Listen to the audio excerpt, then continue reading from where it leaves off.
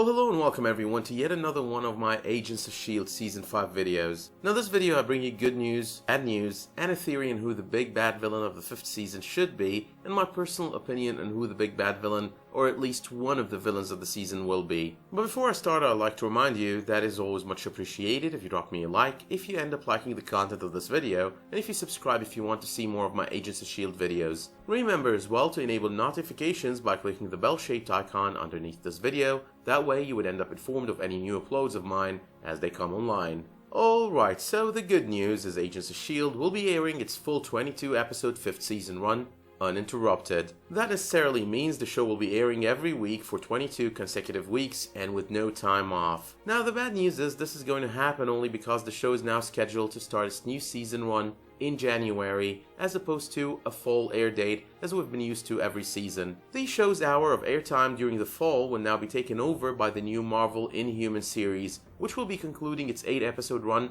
before the winter break. Speaking of Inhumans, the series will be debuting its premiere in IMAX theaters on the 1st of September and running for 2 weeks. Sometime close to the end of the same month, ABC will also start airing its episodes on a weekly basis. With ABC announcing its schedule for the 2017 fall season, it seems Inhumans has earned itself a Friday time slot for its first season run. In my personal opinion though, that does not make perfect sense considering the level of viewership drops on Fridays on any given television network, but then again they might have their own reasons for doing so. But circling back to Marvel's Agents of S.H.I.E.L.D., showrunner Jed Whedon commented on how Coulson's interactions with the Ghost Rider's demon is more than he could handle, so it seems he's kind of hinting at it coming to bite him in the ass come the events of Season 5. I believe though it was kind of already hinted on the finale of the 4th season, given how we watched Robbie tell Coulson that he does not envy him, so it seems there was a deal to be made for Coulson to go all demon and all Ghost Rider in order to defeat Ada. The question here though happens to be all about how that will affect Coulson on the 5th season of the show. Maybe it's time for Coulson to have his own set of demonic abilities. But that's not all Whedon had to offer us. He has also teased the possible return of Ghost Rider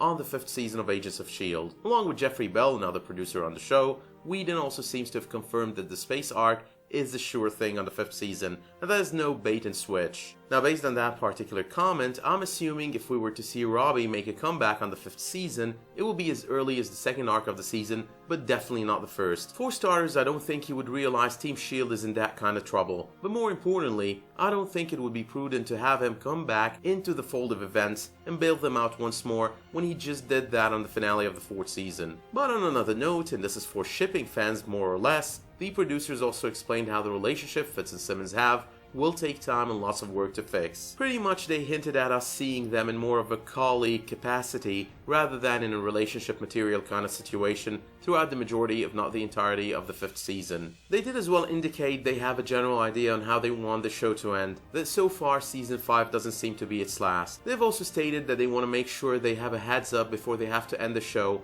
in such a way that they don't end up leaving things on a cliffhanger, and to make sure they deliver the ending they want to deliver to the audience. But on the subject of cliffhangers, the 4th season left us with one hell of a cliffhanger. The agents that picked up the S.H.I.E.L.D. family in the diner seem like they might be Agents of SWORD. Now SWORD in the comics stands for Sentient World Observation and Response Department. In the comics as well, they are a subdivision of S.H.I.E.L.D. specialized in dealing with alien threats. Now I personally assume if those agents were to be SWORD, they'll probably be introduced as a separate organization, not part of S.H.I.E.L.D. So while we're possibly watching Coulson as an inmate in the Space Prison 42, as I speculated on my finale review, there is the chance, given his enough sightseeing, get back to work statement, that we are watching him work with SWORD on an alien threat. It will be a whole lot of fun if that were to be the case, of course. The reason I thought of this and brought it up is the fact that Marvel's Agents of S.H.I.E.L.D. usually do their own backdoor setup for the Marvel movies, releasing around the same time the show is airing. With Doctor Strange premiering at some point during the 1st arc of the 4th season, the incorporation of the Darkhold along with many references to the character was a straight out setup and hype builder for the movie. On the 3rd season there was a clear mention of the Sokovia Accords and their impact by Phil Coulson. The Inhuman Registration Act was further brought into play on the 4th season as Nadir, Ivanov, and the Watchdogs seemed to utilize the former's knowledge of the whereabouts of registered Inhumans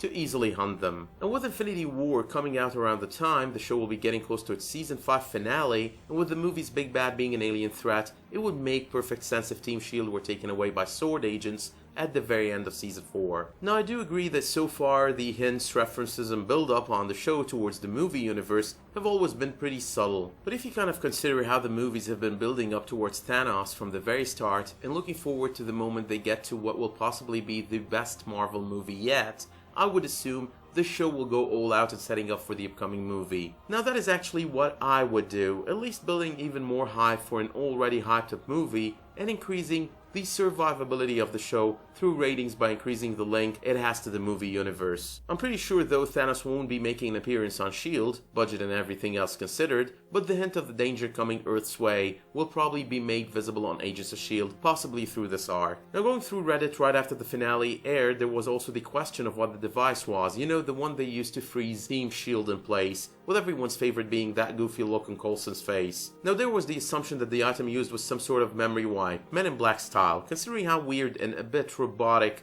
Phil seemed to be acting in the following scene. But I would kind of assume that scene was some sort of a time jump, just like the case was at the very end of the 3rd season, with Mac and Phil tracking Daisy 6 months after the death of Lincoln and defeat of Hive. Now on the subject of villains, I've read in several places a trending opinion on who the big bad villain of the 5th season should be. Apparently the word out there is that after Ada's defeat at the hands of Team S.H.I.E.L.D., Ultron should be introduced as the new villain of the show. The running narrative, or may I call it theory here, is that even though Ultron has already been defeated on the second Avengers movie, he could come back using a digital backdoor or some sort of backup whereby, even though he lost his body, he could manage to take over some LMDs and continue on his quest to rule the world. I don't really know why some believe this is the logical next step for the show. It sounds like total repetition to me. Besides, one of the best things about Ultron as a villain on the movie happened to be all about him being voiced by James Spader. Now if he were to take over some LMDs, we would definitely end up hearing him talk every once in a while, with the frequency of him having conversations with his enemies increasing as we get closer to the end of the season. Now considering James Spader is busy with his role as Raymond Reddington on the Blacklist, chances we watch in Agents of S.H.I.E.L.D. the Return of Ultron arc are pretty slim to totally non-existent. But moving on to my theory on a villain I believe we'll be seeing on the 5th season. I think once Team S.H.I.E.L.D. manage to get out of their space prison or finish their mission with S.W.O.R.D., depending on how they play this one out, the one major villain they will have to face off with will be Ivanov, aka the Superior. I believe the best comment on the topic is one a commenter left in my season 4 finale review video of Agents of S.H.I.E.L.D. The Superior is still out there, and he's going to be at least a minor villain over an arc of the upcoming season, if not the big bad villain of the entire season. Now Ivanov on the show is MODOK, or a version of him, just in the way Eli Morrow was Molecule Man and Shockley was Nitro. The show does seem to have been avoiding to use comic book alter ego names like the Plague, and it does seem to me like it is a good idea, considering how some fans at times do not realize the difference between a show being based on a comic book and the comic book itself. That usually leads to unnecessary and useless objections to the content series like Agents of S.H.I.E.L.D. provide,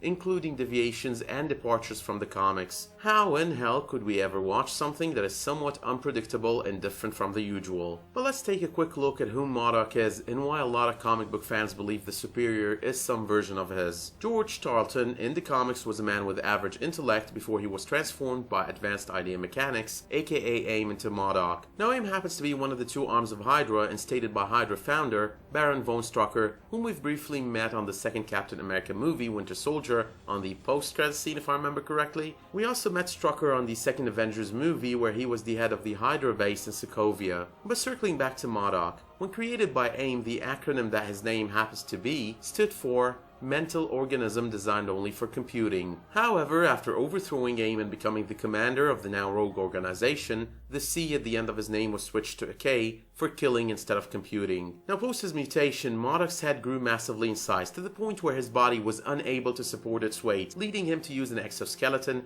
and a hover chair to allow for his movement. Think Ivanov's head in a jar situation going on for the Superior. To counter his inability to move without his hover chair and his organs continuously wearing out quickly, MODOK created countless clones of himself, the organs of whom he harvested to replace his, and the brains of whom he used to control AIM equipment. Now again, think of the Superior creating all these clones of himself on the finale of the 4th season of Marvel's Agents of S.H.I.E.L.D. Now I'd assume that with the return of Ivanov as a villain, we would also have a chance to see Shockley once more, possibly getting the chance to become true to the villain Nitro is in the comics. I've already discussed that on my finale review video, but I'm just stating once more, it would definitely be great having him as part of the upcoming season. But with that being said, let me know in the comments what you think of all these theories that I've mentioned. Do you believe the team is held up in Prison 42? Do you believe it is a space station and the team will be working with S.W.O.R.D. come next season? Will you like the idea of the show somehow tying in with the movie and in a stronger than ever fashion? Would you like to see the Superior and Nitro back? Just take your pick of a topic and feel free to drop me a comment on it. But until I see you again, thank you all for watching and have a great day.